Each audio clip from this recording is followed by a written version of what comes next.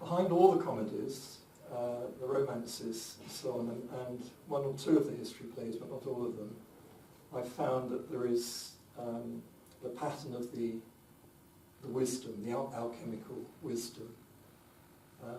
Alchemy actually is from based on Egyptian words. It means the chemistry or the science of the all being a name for what the Christian Church calls God. The science of the all. So the old word for that is al, A-L, and its feminine is Allah, but I don't think everybody knows that. But we get our English word all from it, the science of the all. Alchemy is the science of the all. So it's an attempt to get to understand the whole wisdom of the universe. Am I speaking all right for you all? Okay, am I loud enough? Okay. So I thought I'd start by giving a synopsis of the story, but showing you how it works with the alchemies. So Shakespeare always designs these plays. Not all, I don't think all the histories necessarily, but all the other plays have this alchemical wheel of life, it's often called. It's a cycles of life. Most basic cycle we all go through all the time, mundane cycle, which is from an impulse, we have a desire, then a thought, and then an action. It simply is, impulse comes, I want to do it, that's our will, I want this. Then you think about how you're going to get what you want, and once you've thought clearly how you're going to do it, you then put into action. You get it. Then you relax a bit, and if you're that way inclined, you gain a little bit of knowledge from that, so the next time you do something similar, you do it a bit better. And so we go on in our life from an impulse, desire, thought, action. But when we get really better at it, all our desires become loving ones, loving desire. And those are called good desires. Good desires, desires of good. And good is another word for God. So that it's the will of God. The will of God is a good desire. And once you have these, you start what's called the process of initiation. We initiate ourselves by making our will a good will. And there are very, very many different levels of that initiation. So this is just a simple diagram to show you what I mean. And it's associated with the whole cycle of life, the cycle of the year, for instance, from winter, spring, summer, autumn. Everything is designed on this time cycle. And it has four main points there, where one part of it moves into another part, and so on like that. And then there are the midpoints of each of those seasons, and it makes 8 power points altogether. If you're into chakras, these are the same as chakras in time. So here I've just shown four of the power points on it. The impulse, or winter, and that's symbolizing alchemy by the earth element, alchemical element of earth. And then you go into your desires associated with springtime, and this is symbolized by water. So you find all the poets, when they're very often in poetry, the poets will use symbols of water to represent the emotions, the desires, the emotions, and so on. All symbols of springtime. We make love in spring, that sort of thing, and rosy-coloured glasses because the flowers are coming out and so on, or beginning to. And then you go into the third stage, thoughts, associated with the summer period, and this is symbolised by the air element. So thoughts are associated with the air, and so birds and so on are used by poets to represent thoughts like that. Shakespeare uses these symbols a lot. And then you go into the action, fire. You put your desire, your thought into action, and you build up a fire in you to get it done. And that's associated with the autumn and the element fire. And the candle's a symbol of this, because if we do that process well, in a loving way, the end result is light. It's truth revealed. the initial light, and then the light of truth revealed. Truth of being, truth revealed, truth that's known. And so the candle starts with hard wax. It melts under the warmth of the match that's applied to it. It melts, becomes liquid, it vaporizes, goes into flame, which is the fire element, and then you have light. And light goes far beyond the candle flame. So the earth, water, air, fire of the candle, those four forms it takes, is a transformation. It moves from one form to another, which is a limited form. And then to go into light, it transmutes. It goes beyond that limited form. That light just fills the room. It goes out into the universe. It's unlimited. So it's a symbol of our own development. When we reach enlightenment, we have something in ourselves, part of our soul, which just shines through the universe. And so everything we do in our life, if we do it well, is producing a bit more of that light. This is the great secret of the wisdom schools. It's not difficult, but we might get challenges to see how well we do. So Midsummer Night's Dream shows up the sort of challenges that come along. This is the initiation as symbolised in the story of Jesus. There's preparation time, which for Jesus is symbolised by birth in a cave. And then you go into baptism, which is the loving desires. And then the transfiguration on the mountaintop, raising of thoughts, having high thoughts, lofty thoughts of truth, and then putting them into action. And real action of love is giving up selfish things in order to do good for others. So it's called service or sacrifice or crucifixion. And St. Paul refers to these three as faith, hope and charity. These three. And those are called the virtuous cycle or lesser mysteries of initiation. And once you've gone through that, you produce the light. And that takes us into what's called the greater mysteries of initiation, or the exalted cycle of alchemy. And then you go into resurrection, which is a revelation and illumination. And then in that higher consciousness, we have that illumining consciousness, we can then go through the final 5th and 6th and 7th degrees like that.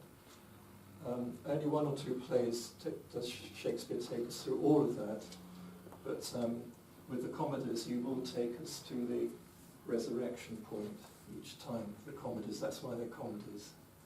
Tragedies do the opposite. They take you down the cycles.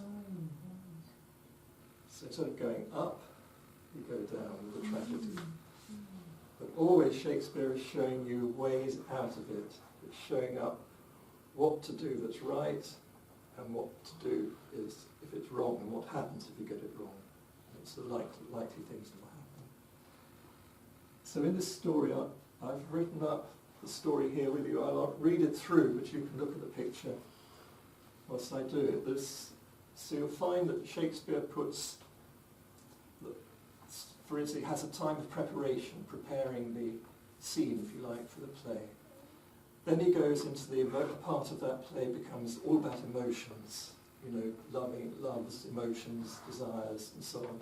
Then it switches to thinking, thoughts, and challenges, and so on like that, arguments, plans, and then he goes into the actual result of all that, the final actions, and so on. So that's how I've written it here. So you start up with there, and you follow the arrows coming round. So the setting for the whole play, the preparation, if you like, Theseus and Hippolyta prepare for their wedding. Then Aegeus comes along and he demands the Athenian law to enforce the marriage of his daughter Hermia with Demetrius. Hermia doesn't want this, so she plans to elope with Lysander, who she loves and who loves her.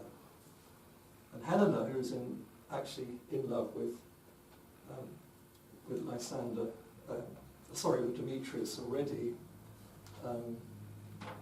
she goes and tells, Helena is told the plan, and then she goes and tells Demetrius. Then you've got a section of the artisans meet to discuss the acting of the play and be given the roles. And then you get the fairies coming in with Oberon and Titania quarrelling over a changeling boy. And at the end of this setting, this preparation bit, which starts off the next part, you've got Demetrius, pursued by Helena, rejects her, and is watched, all this is watched by Oberon. Then we go into the water section, the emotional confusion. Titania is sung to sleep, and Oberon, who wants to put matters right between him and her, squeezes special juice in her eyes, plus a spell. Lysander and Hermia enter, and they're lost in the wood. They've eloped, but they've lost themselves in the wood. They lie down to rest and sleep, and Puck comes along and squeezes juice that he's been given by Oberon in Lysander's eyes. Then Demetrius enters, because he's following the eloping lovers, but he's followed by Helena. And Helena pauses out of breath and sees Lysander. Lysander awakes, and having had the anointment in his eyes, the first person he sees, which is Helena, makes him fall in love with her. And Helena flees, pursued now by Lysander. It's not exactly what she wanted.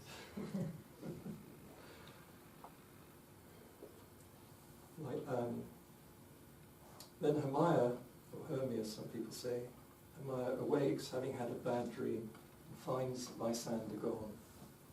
And she goes in search of him, rather afraid. Then we have a little section of the artisans coming in to rehearse their play. And then Puck comes on the scene and becomes very mischievous. And he puts an ass head on Bottom, who's one of the artisans. All except Bottom flee, pursued by Puck, because they're afraid. They sense this very well. And Bottom sings to show he's not afraid, and this awakens the fairy queen Titania. And Titania, who's also had this ointment put in her eyes, she immediately falls in love with Bottom. He's got this ass head on him, and falls in love with him, detains him, takes him to her bower, tended to by fairies.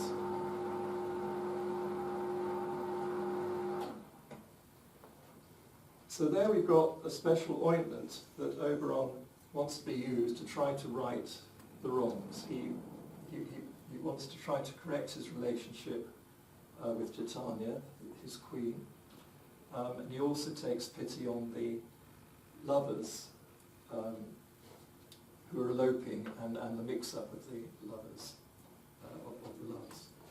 So he's given this ointment, special ointment, to Puck to put in these eyes. So it's an ointment which gets the desires moving. So it's the first person you see, it works through the eyes. First person you see, you fall in love with. It's like that. But it goes wrong because Puck doesn't know who's who. Very important thing.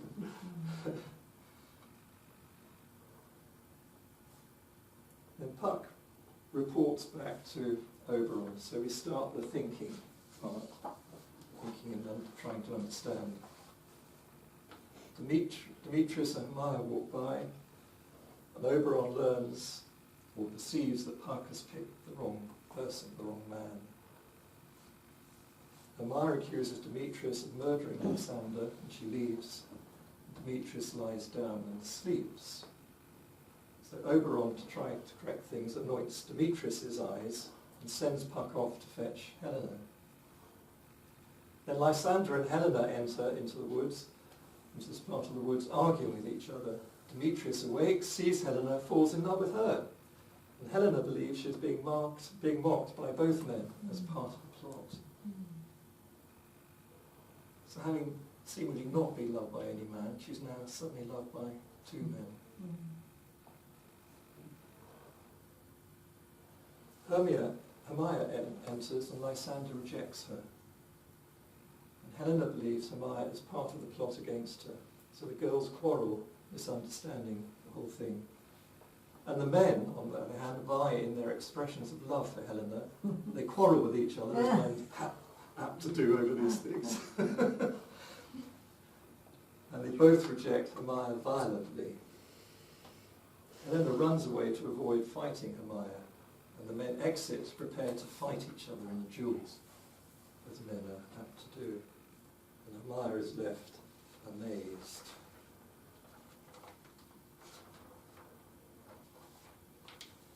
Then Oberon, he chides Puck for his mistake, and Puck explains to Oberon how he was mistaken and it's not his fault. So Oberon understands that, so he then instructs Puck to create a fog so that the men lose themselves, thus preventing their fight.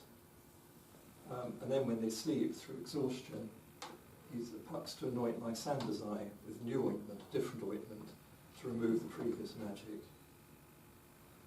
And now we go into the action, real action out of all this that comes about. Puck invokes the spell. Lysander enters, sword drawn, and is led away by Puck's voice. Same thing happens with Demetrius. Enters with sword drawn, and he's led away by Puck's voice. And each man goes to sleep exhausted, but not seeing each other. Then Helena enters. She lies down also and sleeps. Then Hermia enters and lies down and sleeps. So they're all asleep, but they're not aware of each other. They haven't seen each other.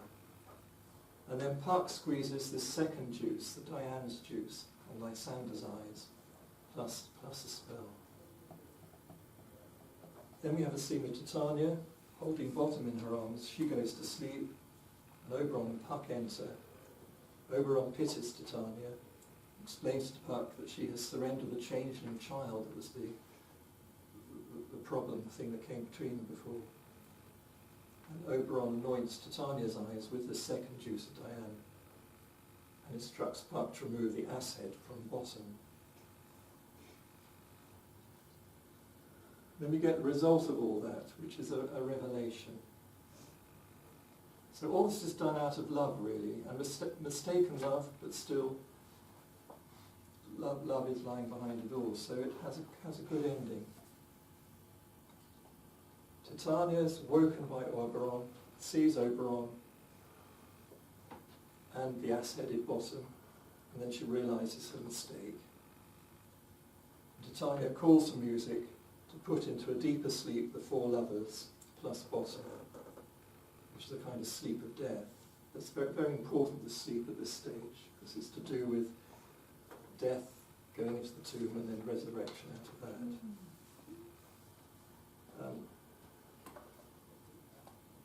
Puck removes the ass head off Bottom, and then Oberon calls for music, dances with Titania.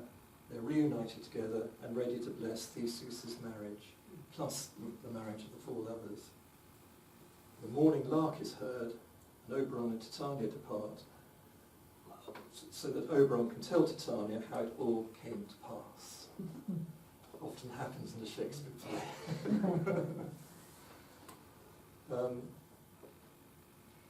And then we switch into the new cycle begins. Theseus and Hippolyta enter hunting. They discover the lovers sleeping. Theseus bids the huntsmen wake them with their horns, and they all wake up, all lovers wake up. Demetrius declares his love for Helena and admits that he was originally betrothed to her. So he'd been lying before. Theseus overbears Aegeus' will and declares that the lovers will marry at the same time as his wedding in the temple. And they then exit off the stage to go to the feast and the temple to be married. And then we see Bottom awakes, having had a most rare vision.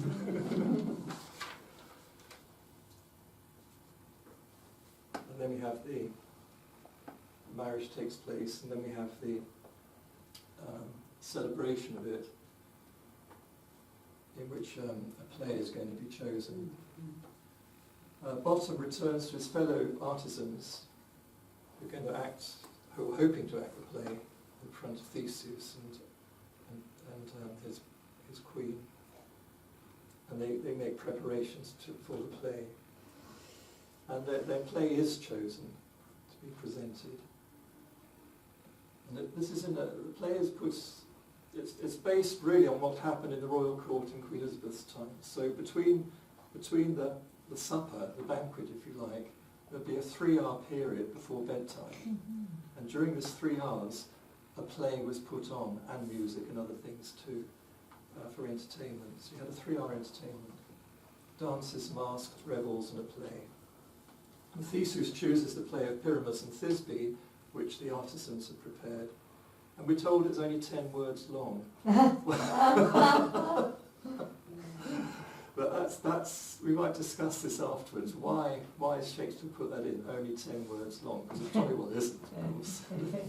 So why has he said 10 words? And the prologue of the play is quite good, really. It says, "It is not enough to speak, but to speak true." So it's bringing the idea of the true voice, the true word. Speak the truth. And I'll talk about this later, but that was the title given to the full initiate who'd reached full illumination. He was known as the one of the true word, the one who speaks the truth, because he is the truth. He's the example of that truth. Then the play was acted with a dance after, and they all depart to bed at midnight, and then the fairies enter to bless the marriage at night. So it all ends with this blessing by the fairies. So it's all very beautiful, really. And what's coming out really through all this is that truth of love. You know, what is love? What is real love? And how do you perceive it clearly enough so that you really know it? You perceive it clearly, you act it out properly, and then you really know it. It's all about truth revealed. And this I've always thought is a really nice emblem, that hidden truth brought forth by time, which is on the New Atlantis by Francis Bacon. The hidden truth being brought out by time. Well, time, these time cycles, our chemical cycles, that is time. That is time. It's through these cycles of time that we ourselves reveal the truth.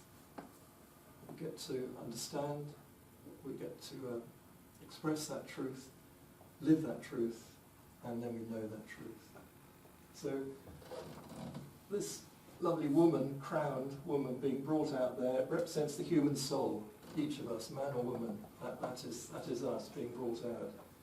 Truth revealed, being brought out of the darkness, the ignorance, the darkness, into the light of full truth.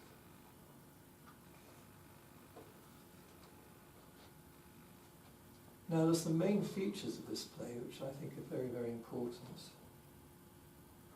The first striking thing that starts off is what Egeus does. He invokes an old law of Athens, and it's a bad law. But Theseus can't change the law. He's not the one who can change the law. That's done by a council, Athenian council. He has to act as judge. So he has to, if the law is brought out like this, he has to do what a judge has to do. So Egeus invokes this old law of Athens, bad law. It's all about despotism, really, and possessiveness, and the ability of a man in particular to have full control of their child, to say exactly who she could marry, and the woman couldn't have any say in this at all until she reached a certain age. And in some cases, in some countries, even worse than that, whatever age she reaches, still the parents, which is usually the man, would determine exactly who she can marry. So it's a kind of despotism or possessiveness. It started off, trying to help choose the right person for your daughter to marry, so that she would be brought up in a loving way. But it just turned, as you know, turned nasty, really. or was abused by many people. So it's about a bad law, particular bad law, or bad laws.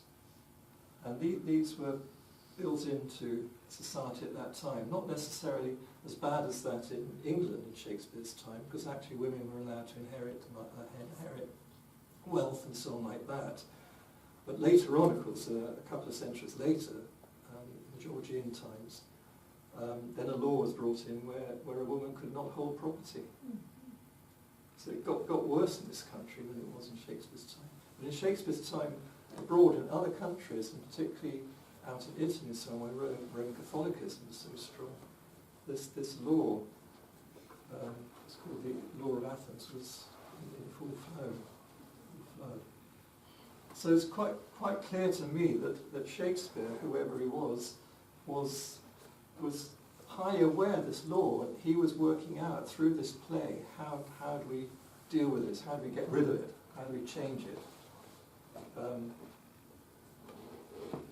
And then the power of love, because love is the only thing that can change things, really, the power of love. So that's what comes out in this play, the power of love and how it works.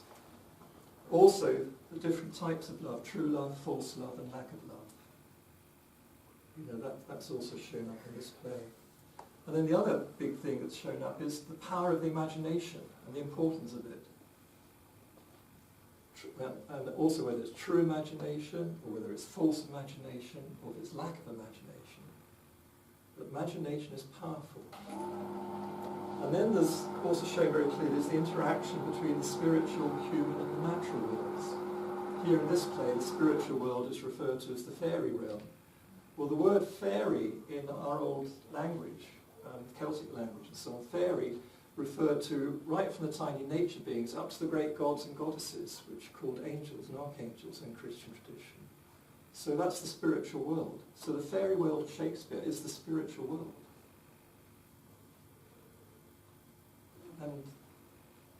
And he shows us in this play how we can contact it and the importance of it. And it's also can be seen as the interaction between the world of imagination and the world of fact.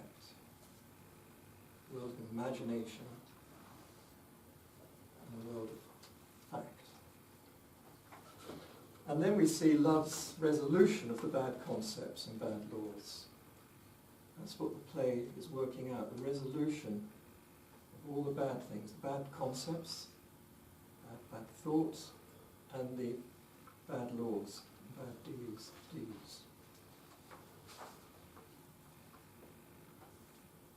And I've always said that these evenings, it was also about showing you the different traditions, wisdom traditions that lie behind the plays that Shakespeare uses. He's clearly a master of them, knows them very well. And the main one really always comes up is the great mystery tradition that teaches that God is love. And that was originally the Orphic tradition, and then Jesus took up the same and he taught it to the Hebrews, and it became the Christian mysteries. So Jesus, using the Orphic teaching that God is love, he reinterpreted the Hebrew teachings to the Jews, saying, no, all your laws and prophets are summed up with these two things. God is love. Love God, love each other. Simple as that. And the rabbis admitted that he was right. So it's a big revelation Jesus brought. But it's straight out of the Orphic mysteries that always taught that God is love. God there they refer to as Eros, E-R-O-S, who is also Logos and Pharnes, which means light. Logos means word, and also Christos. And so those are other names for Eros. And the other big thing that was taught by Jesus, which also comes out of these same mystery traditions, is love God, love, because God is love, love each other, care for each other, heal the sick, feed the poor, care for each other, share things, look after each other. You know, what we could call humanitarian teachings, but this is love. This is the expression of love. Jesus also said the greatest among you should be like the youngest, and the one who rules like the one who serves. And he then gave the example of that. Serving one of his disciples were at table eating, he served them and he washed their feet and so on. Gave them the example of how to be. The greatest should be also the servant of others. And then Francis Bacon, of course, took this up. He's been a teacher for me in researching all this. And he refers to love as the summary or supreme law of the universe. The work that God works from beginning to end, the labour of love, which Shakespeare brings in Love's Labour's Lost. What's the labour of love? It's the divine work which we should be imitating, copying, and love. So how do we discover and know this law? That's the big question. How do we really discover it in all its different facets and ways and get to know it properly? So as I've said, there's the double truth, the truth of being and truth of knowing, which can be seen as the spirit and the soul, what are called spirit and soul. They're also known as alpha, the spirit, and omega, when the soul is fully illumined. And that in the Christian tradition is known as the Christ and the bride, his bride. Or the lover and beloved, as the Sufis would say.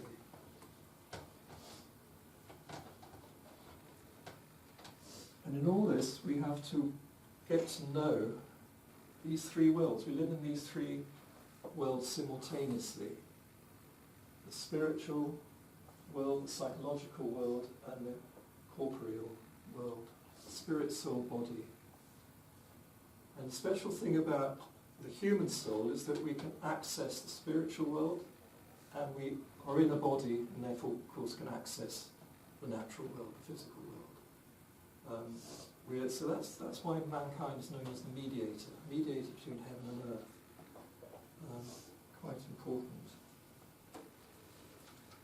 So that's from the Hermetic tradition, but it's also the Christian tradition. These three different worlds, the angelic, the human, and the natural. Plato calls them intellectual, celestial, and elemental. Spirit, soul, body.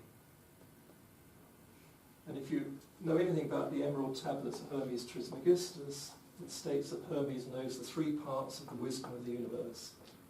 There's classed as theurgy, which is knowledge of the spiritual world, astrology, which symbolises knowledge of the celestial world, and alchemy in the sense of chemistry, alchemy of the physical world. So he's great. Hermes Trismegistus, great in these three things. And the more and more you look at Shakespeare, the Shakespeare things, Shakespeare monuments too, you have a description of Shakespeare as a Hermes Trismegistus. So it makes you think, but also these plays tell you it, tell you this is a great master, a great Hermes Trismegistus.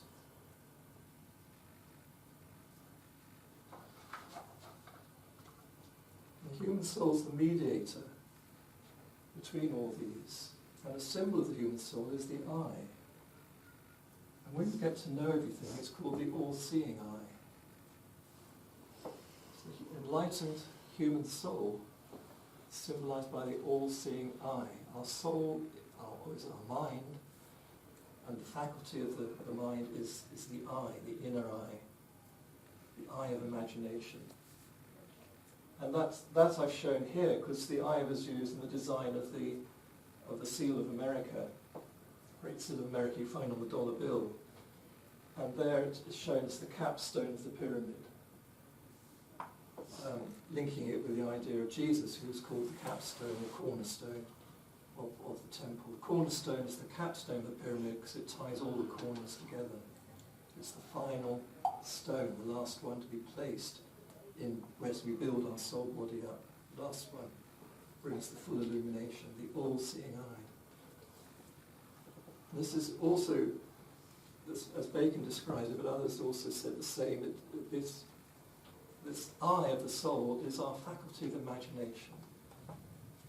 It's something we all have. It's a great gift. It should never be shut down. We just have to train it. Just need to train it and get to understand and know what we're seeing. and to distinguish between false visions and true visions and so on.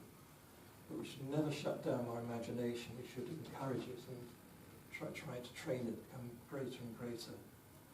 And it was once referred to or personified by a Greek god or Roman god called Janus, the doorkeeper of heaven and earth who sees into all worlds. And as Bacon said, the imagination is also associated with poetry and the poet. Poets have this great imagination, so they see into these realms and can write wonderful poetry under divine inspiration as a result. So just show these briefly. I've given lots of talks about these, but here you have the two 18th century memorials to Shakespeare, one in Westminster Abbey and one in Wilson House.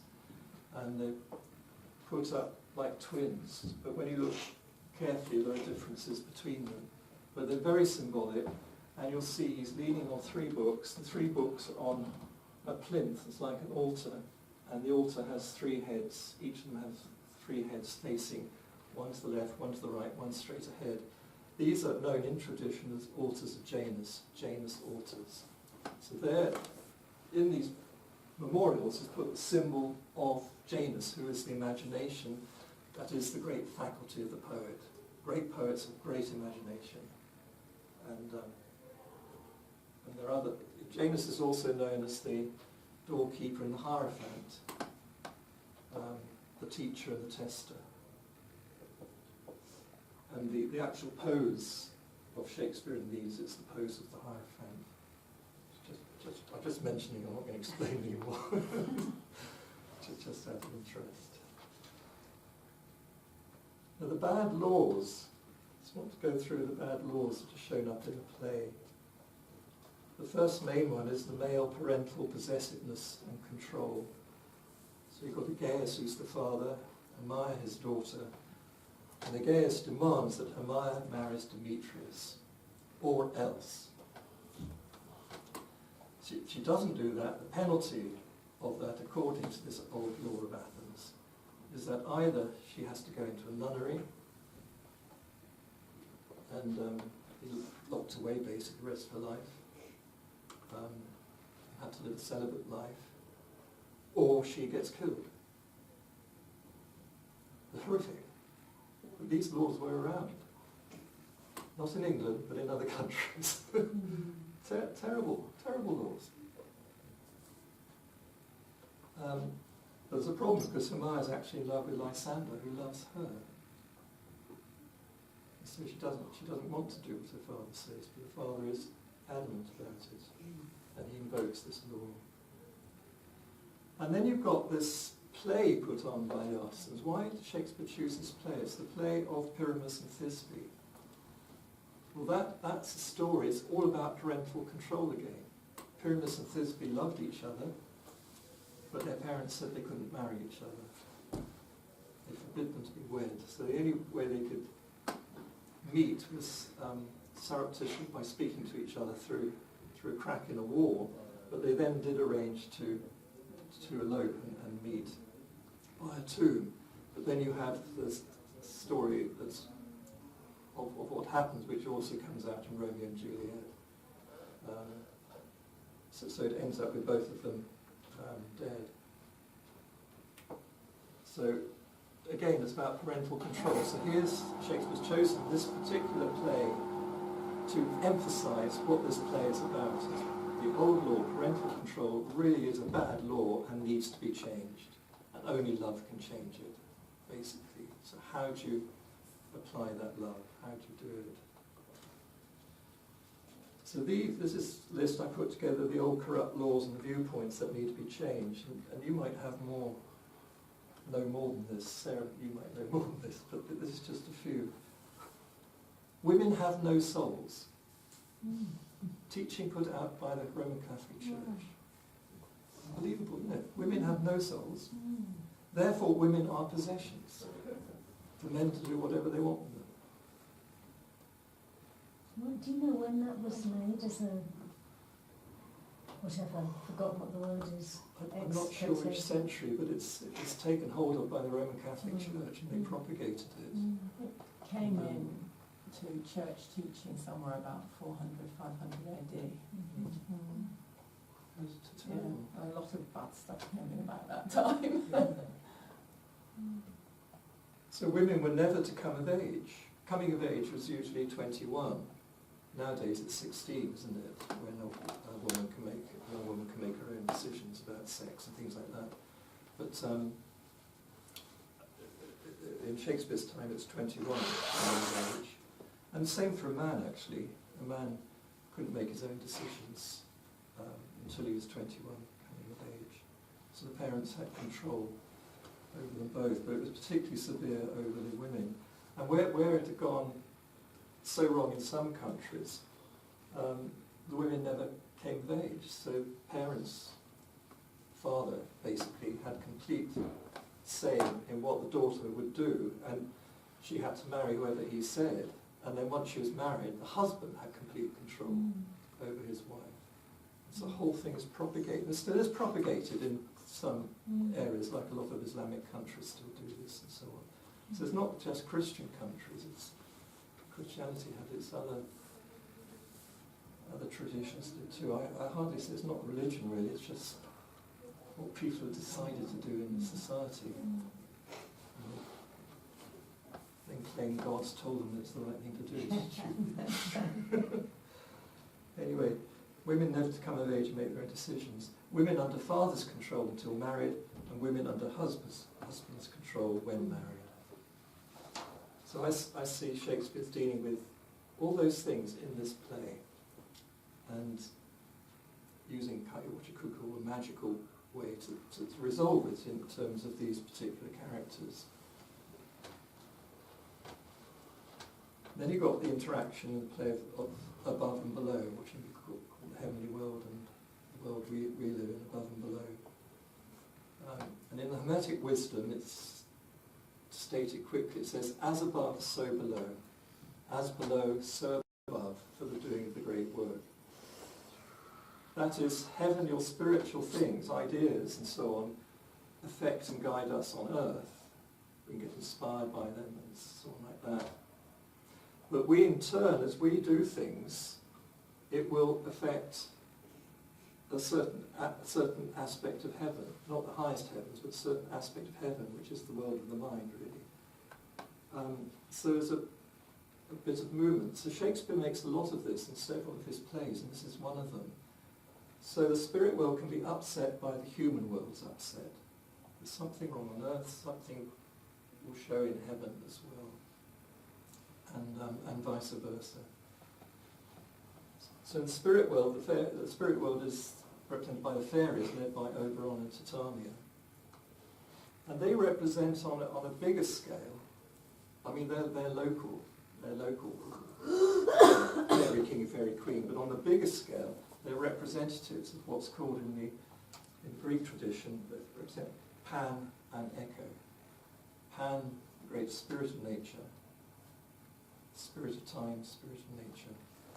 And Echo, who is his bride, Pan and Echo. So Pan is symbolised as the one who plays the pan flutes that brings all forms of creation into being and evolves them and everything. So he's the same as Father, what's called Father Time, Pan. And Echo is the human soul. Echo is, in the Bible it's called the image, or likeness of God. We reflect this vibration, we reflect and manifest in ourselves, but we don't always, the echo is not always very accurate, if you see what I mean.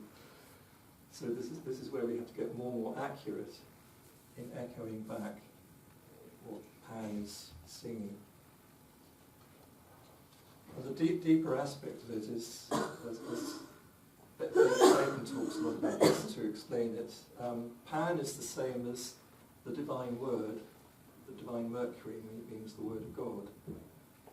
As it comes into immanence in the universe, it becomes Pan. Another word for Pan, as Bacon pointed out, was what the Greeks called Christos. Christos, the spirit of nature, is the Christ spirit, immanent in the whole universe. Well, Shakespeare knew this, and this is what he's pointing out very much in this play.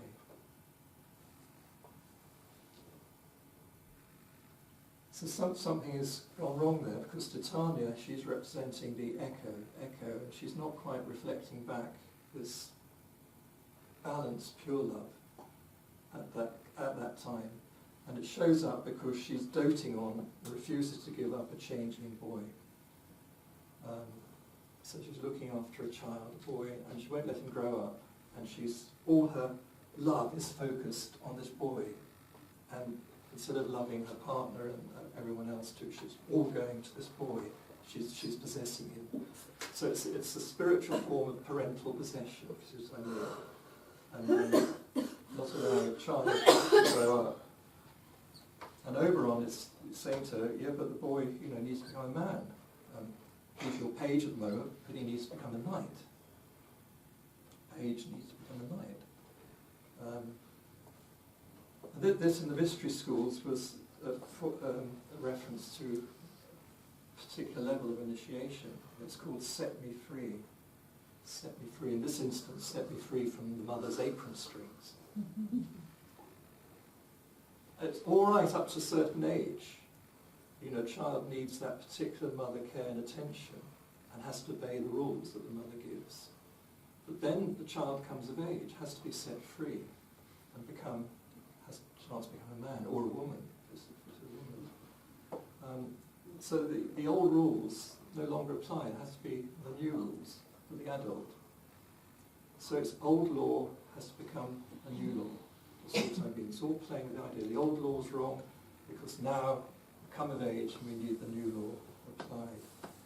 It also is a reference, I find in the play, to the Old Testament turning into the New Testament. And in the mysteries, the lesser mysteries becoming the greater mysteries. Lesser mysteries are ruled by the goddess, the greater mysteries by the god.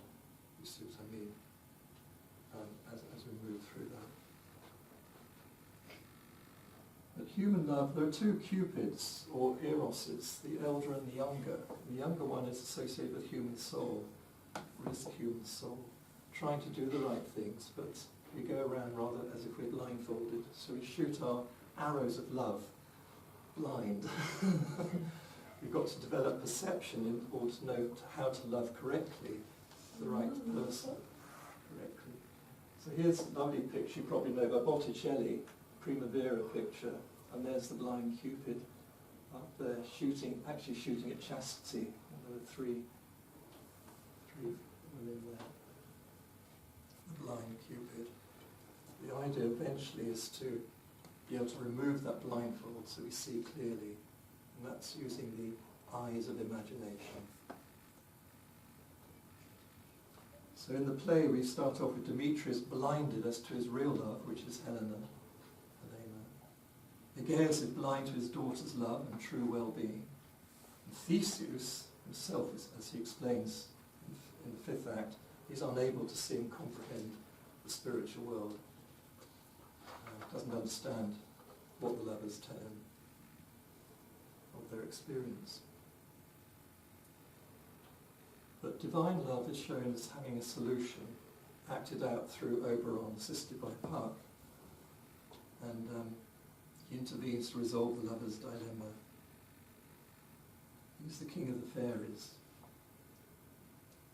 And Puck Puck's the same as what used to be known as Robin Goodfellow. So Oberon's representing Eros the elder, and Puck's representing Eros the younger, the human soul. So that's why it's called Robin Goodfellow. It's the spirit of man. And they sort things out by the use of what's called Cupid's flower and Diana's bud to anoint the eyes. First of all, Cupid's flower is used, and then the second anointment is with Diana's bud. Cupid is, as a symbol, is related to the sun, and Diana is related to the moon. So it's working first with the sun, first with the moon. Well, the sun is the symbol of the heart nature, getting that love going, shining its light of love. And the moon is a symbol of the mind that reflects that. So that's how these flowers work. Cupid's flower is also called love in idleness in the play. Actually, it's a physical symbol. It's the pansy, which we also call the heartsease. And it's particularly the old sort of pansy that was white, and then gets, as it's said in the play, stained with Cupid's arrow, so it gets a purple streak in it. So it's the white pansy with purple red in it. And it's said to awaken desire or love for what is seen, giving rise to the idea of love is in the eyes of the beholder. Then Diane's bud, that in nature is the Artemisia. We also know it as mugwort or sagebrush, sometimes called wormwood. And this purifies or cleanses, restores clear sight or perception, clear judgment of things. So using these two things, we have confusion and cross relationships going on, but eventually it's sorted out. In the confusion and the cross relationships of people, we have Puck mistakes Lysander for Demetrius, Lysander anointed falls in love with Helena, Puck gives Bottom an ass's head, Titania anointed falls in love with Bottom, the man-ass, and Demetrius, which is symbol of the old law. Law is an ass, is an old. And Demetrius anointed falls in love with Helena. And then Hermia, that leads to fighting or attempted fighting. Hermia and Helena fight with words, and Lysander and Demetrius prepare to fight with swords. And then the resolution comes, where Oberon instructs Puck to summon the fog, impersonate the voices of the men, and lead them away from each other, and then to anoint Lysander's eyes with the antidote. And the changeling during this time is surrendered to Oberon, and then he anoints Titania with the antidote, and Puck releases Bottom from his spell. And then you have this wonderful awakening when Theseus and Hippolyta come on the scene again, and truth is revealed. And this is the Cupid idea shown with the veil down, the blindfold is down. So this is Cupid or Eros, with the blindfold removed. And he's also known as, in this state, in the mystery schools, Dionysus, son of God. And his thoughts are beautiful thoughts. Their thoughts are paradises, while he's holding peacocks. Now this comes from one of the great headpieces of the Shakespeare folio. All the Shakespeare works in their original publications have these fantastic headpieces that tell you so much in their symbolism. And he's sitting on a cornucopia of nature, representing, what he has to go through. We all have to learn and evolve in nature, in the natural world, and eventually we gain illumination. So that's, and the other ones also shown a lot in the Shakespeare works and elsewhere, is the face of the soul, face of bride, it's called. The bride headpiece represents again the human soul, the veil down, she's not veiled anymore, veil down, truth revealed. She is the truth, it's the human soul. She is the truth because she knows she's the truth, and she only knows it because she acts it. She is it. That's why she has that knowledge of it. That's what revelation means. So there she is, truth revealed. So that we find a wonderful one on Venus and Adonis when it was first used in the Shakespeare works. So here we have, actually in the play, by the time the play's ended, you have the old law as being totally transmuted by disempowering it, completely disempowering it. Demetrius announces his intention to marry Helena, thus negating or disempowering the law. And that was it, end of it. Then the marriage can happen, and then the blessing. Okay, thank you. I hope it wasn't too much, but I really wanted to share all that.